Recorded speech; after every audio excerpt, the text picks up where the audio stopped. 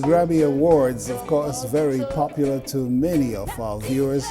And in the reggae category, we have nomination of the original Wailers. Our special guest on the Carib Nation television this week is Desi Hyson, and they call him Desi. He will speak with us about the nomination and, of course, the original Wailers.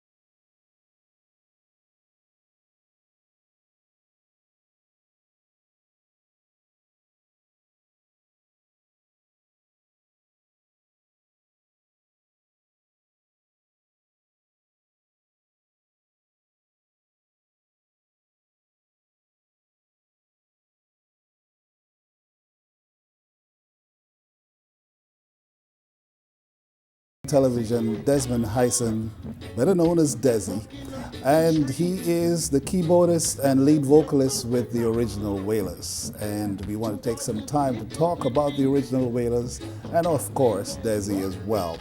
Welcome, Desi. How are you doing? I'm doing wonderful, and thank you so much for having me today. Well, it's a pleasure to have you, and we want to wish you all the best of success being nominated. Congratulations on that.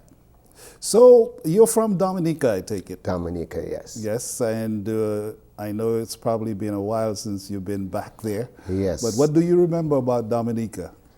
I remember Dominica as being a very quiet place, a very artsy place. Yes. Very peaceful, and deep waters. You have to be a good swimmer to live there, because the waters are, the rivers are deep, and the seawater is also deep, because Dominica is so hilly and mountainous. From the time you leave the coast, Dominica goes up in to climb. Right. So I remember in the 70s visiting Dominica and actually spending some time in the rainforest.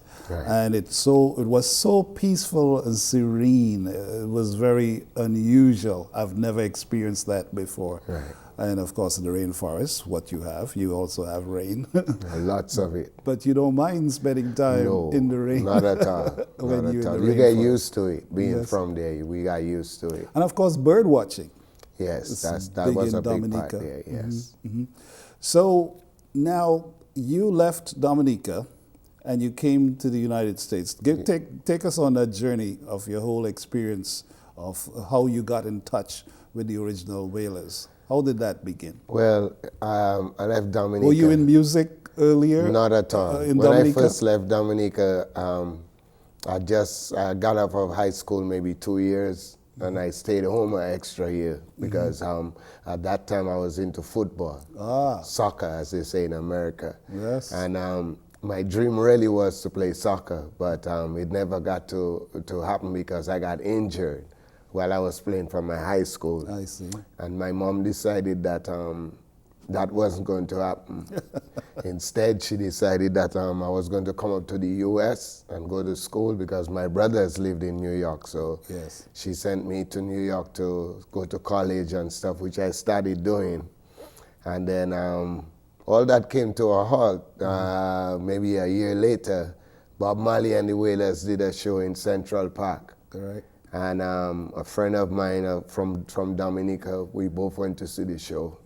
And I remember telling my friend after the show, who plays music also, that I'm really intrigued by this guy, because I was listening to what he was singing about, and his lyrics were very, very spiritual and very spiritual, very deep for me. Yes, as somebody from Dominica, as you know, in Dominica we listen to mostly calypso and Kadas music, which we spoke about before we came on the air. Right. And so I got really intrigued by that, and I think right after that, that's when I started.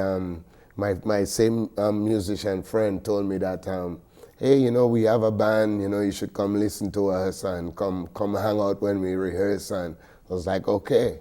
I was working a job at that time, and then, you know, after work every afternoon, I would go pick him up and we would go to his rehearsals, and I would sit there and watch them. And then a couple of years before I came up to America, my brother had sent me an electric guitar, but I never took it seriously because I was still into my football. But anyway, when I came up here with the guitar, I started, you know, messing around with it, and my friend in the group at the time, which was called Mojanaya. Yes, I remember Mojanaya. His name was Philip Norris. He is actually, because he's still alive. Yes. And Philip Norris, you know, started teaching me how to play the guitar. You know, like every time they would take a break in their rehearsals, he'd tell me, Desi, come here.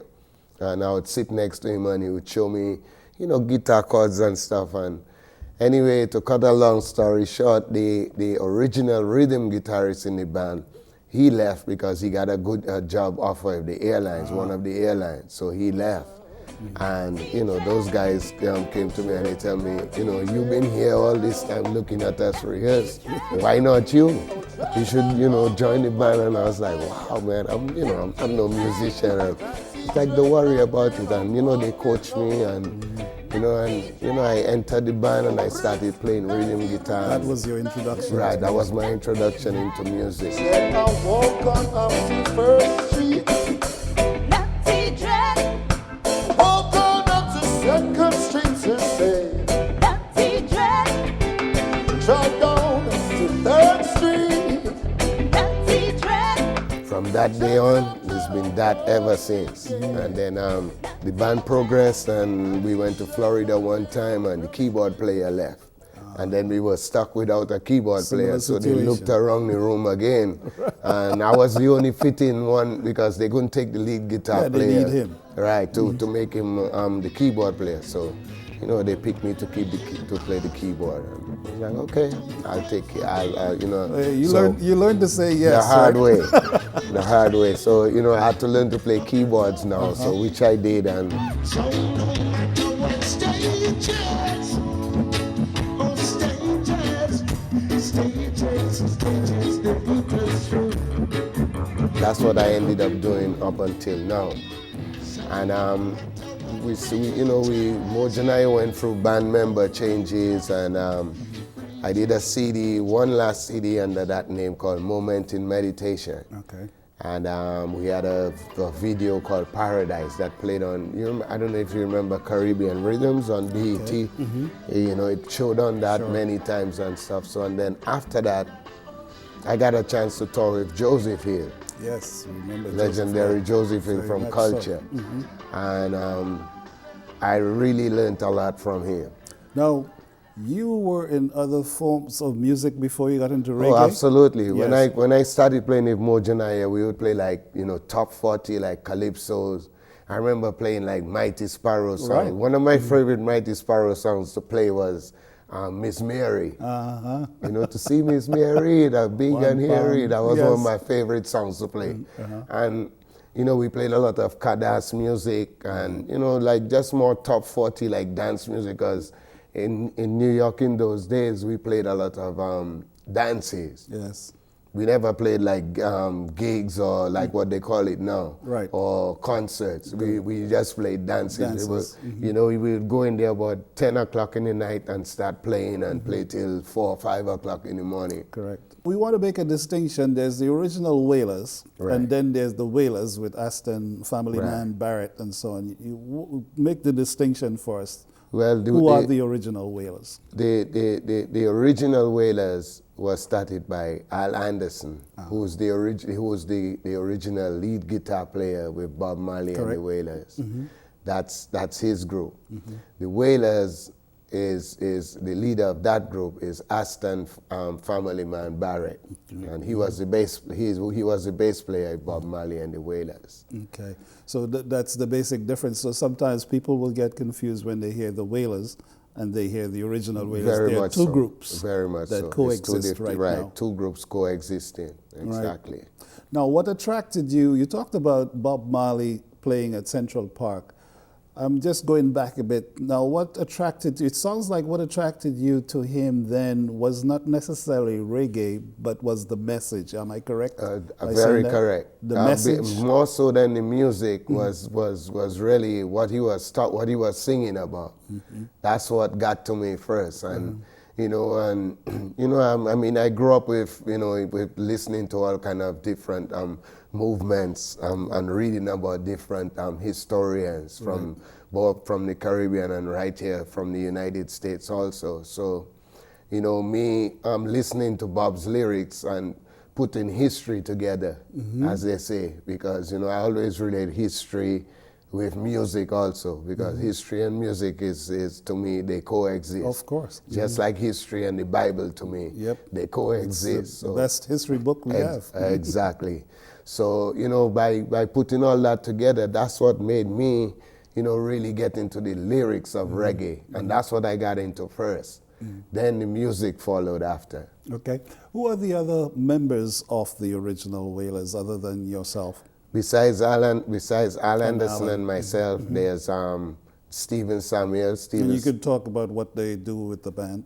Stephen Samuels, so he's the bass player, Yes. and he's from St. Thomas, Jamaica. Okay. And there's our drummer, his name is Papa Nayako. He's from Ghana in Africa. And we have a female singer, Erica Newell. Erica Newell sings with, she came up with the Melody Makers, Ziggy Marley and the right, Melody I remember Makers. Ziggy, yeah. And Erica was one of them. There was Sharon, Sidella, and Erica. Erica sings with us also, and she sang one of the songs, Our Day Will Come. The CD entitled Miracle, the original Wailers. This project, Miracle, tell us about this. Miracle, it was conceived actually in Australia. I think that was about maybe 6 months, maybe to 7 months after they asked me to join the group. And when they initially asked me to join the group, they told me they were looking for a songwriter and a singer also to bring into the group so that they could, start doing some original material to carry on whatever Bob had left behind for them to carry on. They wanted to do their own stuff. So anyway, we were on tour in Australia, and Al came to me and he came to a few of us and he said, look, when we get back to the US, I want to go in the studio and start recording an album. So I want you guys to, let's have a meeting. We had a couple of days off in Australia, and he said, we need to have a meeting. Let's have a meeting, and, so I can listen to what you guys got. Whatever productions you have, bring it so we can all sit down and listen to it. Then we can pick out maybe 12 or 14 songs, and so when we get back, we can work on it. And we did that. We made notes. Everybody made notes, and we finished the tour in Australia, came back to the US.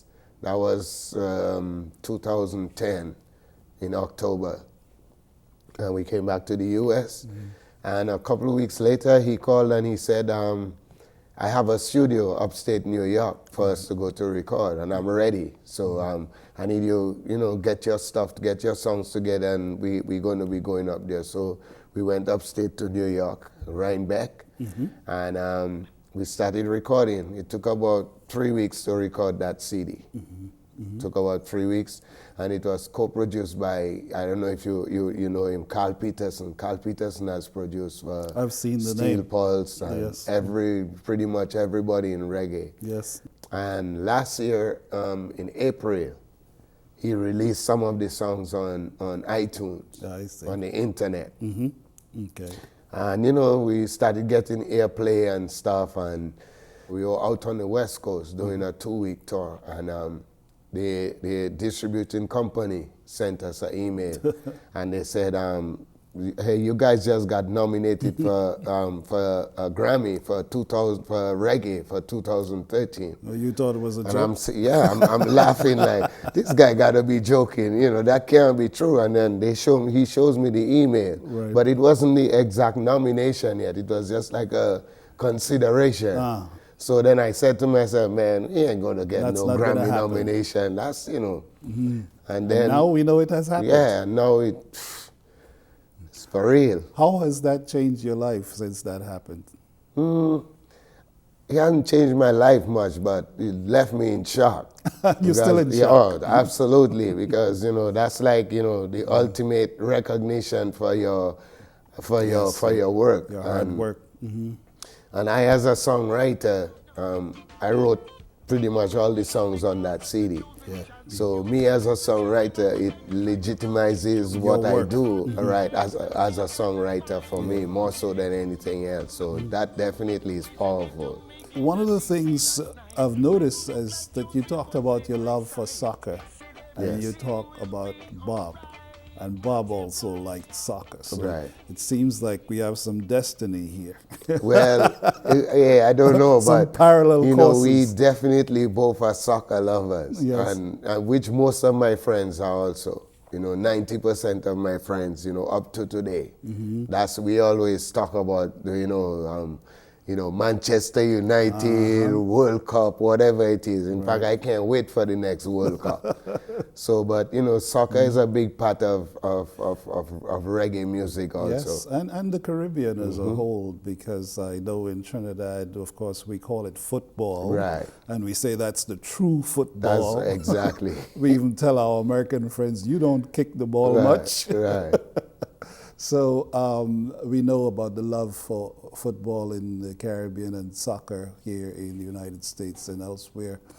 How were your other band members responding to this nomination? How have they responded? Similarly? Like Similarly.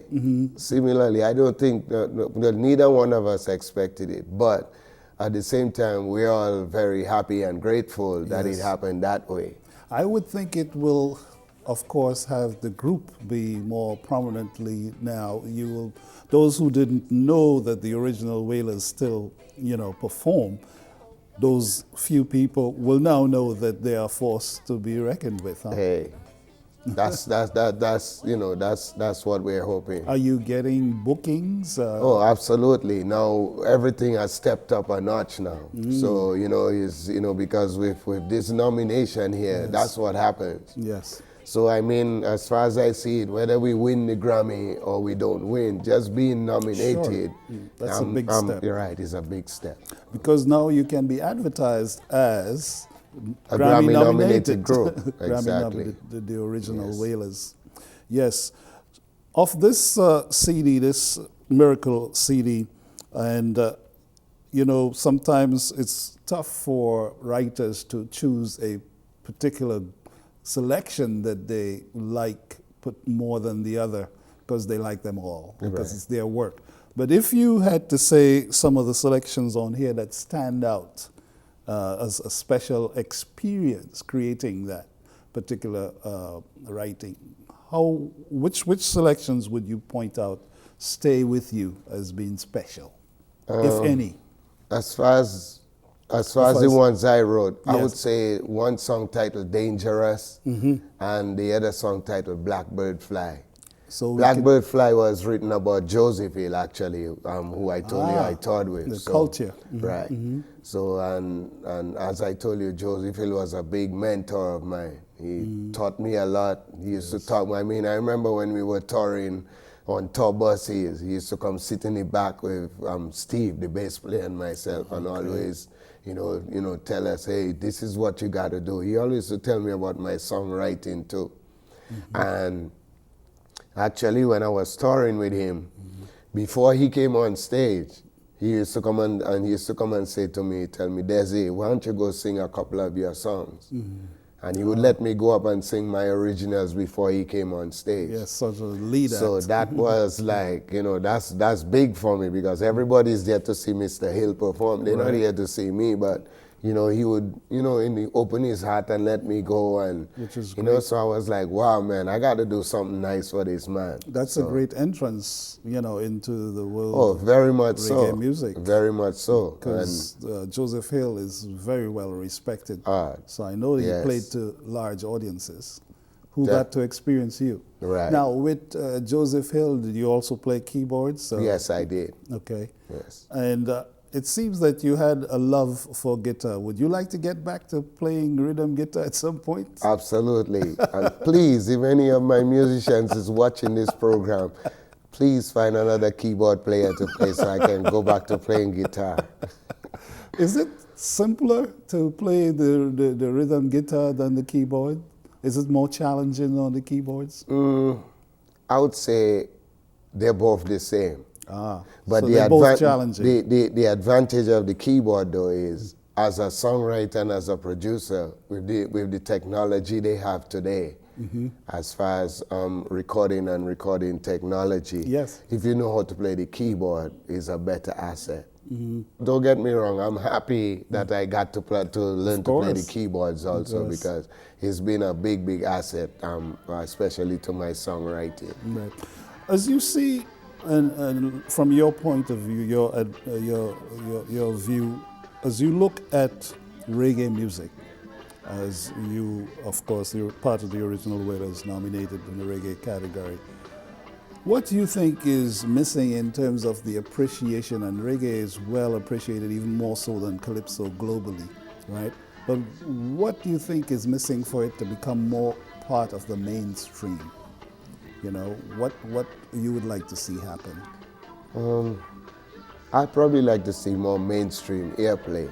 Yeah. And more mainstream, when I say mainstream airplay, like instead of having reggae programs at 2 o'clock in the morning, I'd like to see them at 8 o'clock at night. It's interesting that you said 2 o'clock in the morning. That's when my Caribbean experience starts. Exactly. So, you know, because, you know, it's you know, relegated it's very, it's very, and to me, especially in these times, it's very necessary for the younger generation to listen to that type of music and to listen to the type of lyrics that they need to be listening to.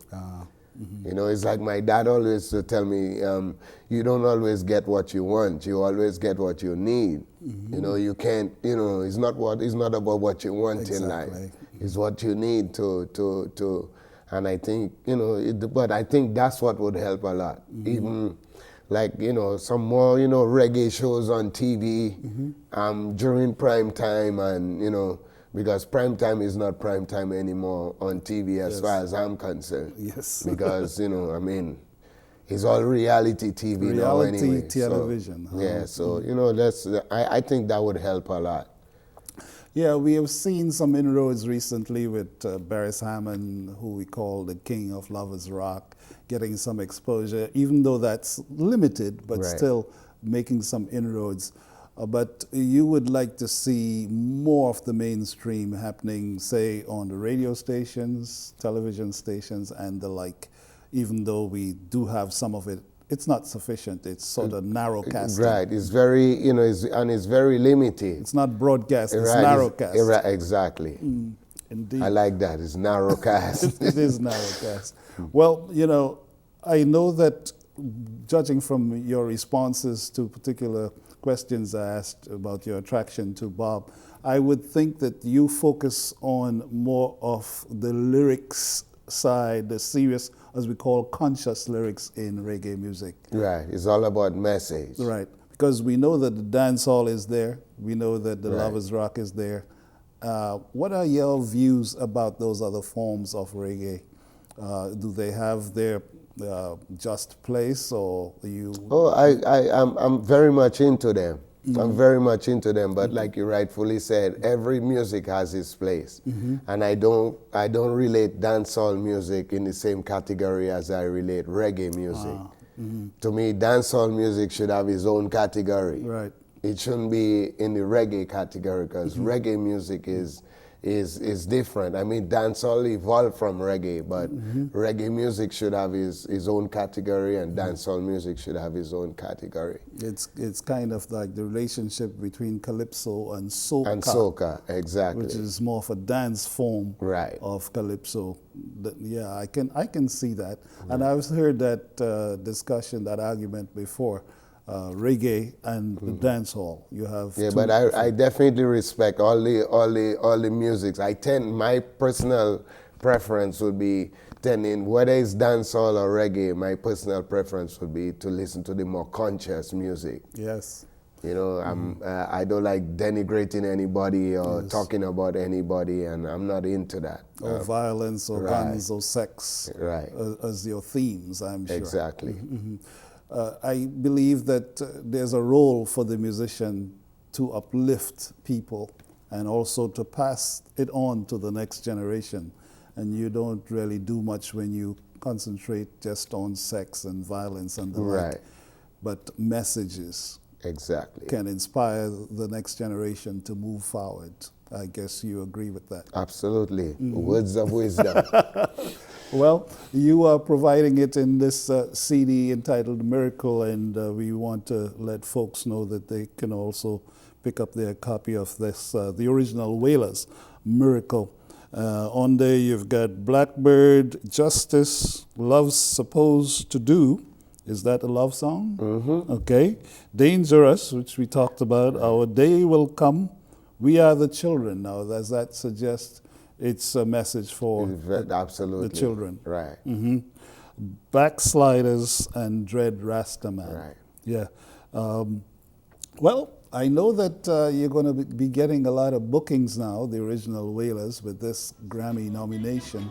How busy is your schedule? You're more on the West Coast than the East Coast, or is it divided equally? As far as the original Wailers, we spend most Out of of the our US? time, yes, in Europe. I would think so. Europe right now is definitely the biggest market for reggae music. I can't say worldwide because Latin America reggae music is very popular there also, and Africa. Africa is very popular, Right. but Yeah, we spend. Japan? No, I've never been there, but Al Anderson has. I'm sure. Yeah, the older guys have been there. Yes. So I'm looking forward to going there one day. I myself. understand that's an unbelievable experience. The Japanese love reggae They music. they do. Well, Desmond Hyson, we want to wish you again the best in your Grammy nomination, and we look forward to a victory here. If not, I think you've already accomplished a victory. Oh, definitely. And as I Thank said you. previously, congratulations, and pass that on to the rest of the group, the original Wailers. Thank you very much. Desmond Hyson has been my special guest on Carib Nation Television. I am John Blake, and we wish you the best as well.